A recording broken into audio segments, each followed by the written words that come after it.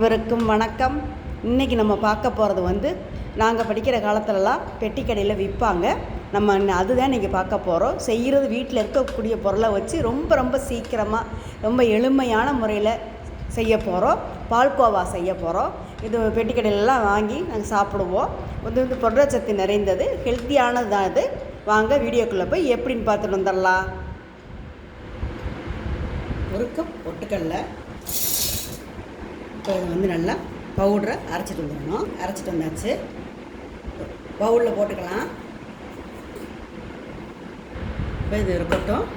ஜாரில் ஒரு கப் பொட்டுக்கடல, அதே ஒரு கப் சர்க்கரை, இது நல்லா ஒரு ஏலக்காயும் இந்த சர்க்கரையில் போட்டு நல்லா பவுடர் பண்ணி எடுத்துக்கணும்.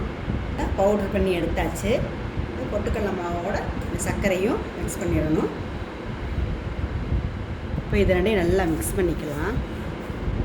நல்லா மிக்ஸ் ஆகிற மாதிரி நல்லா மிக்ஸ் பண்ணிக்கணும். மிக்ஸ் பண்ணி எடுத்தாச்சு. கொட்டும் பாருங்கள். அதே கப்பில் அரை உலக்கு நெய் இதில் ஊற்றிக்கலாம். சூடானது போதும். இப்போ அடுப்பை ஆஃப் பண்ணி வச்சா இந்த நெய், சூடான நெய்யை இதில் ஊற்றணும்.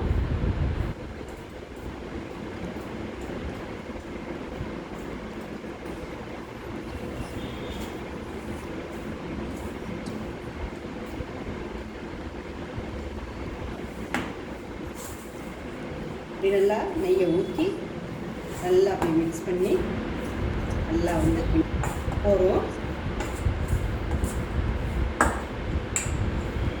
இந்த மாதிரி ஒரு இதை எடுத்துருக்கிறேன். இதில் வந்து இந்த மாவை போட்டுக்கலாம்.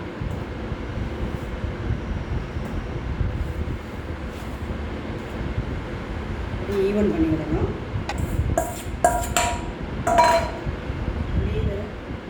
நல்லா அப்படி ஒரே மாதிரி வாங்க. இப்போ கட் பண்ணலாம்.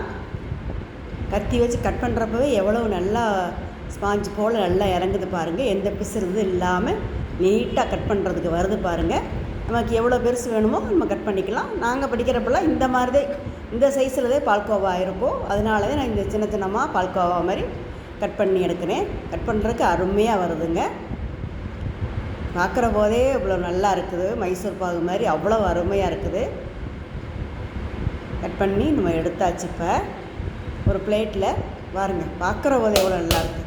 ஒரு பிளேட்டில் இப்படி தட்டினாம எல்லாமே வந்துடும் பாருங்கள். பார்க்குற போதே நல்லாயிருக்கு. நீங்கள் செஞ்சு பாருங்கள். வீடியோ பார்த்த அனைவருக்கும் மிக்க நன்றி.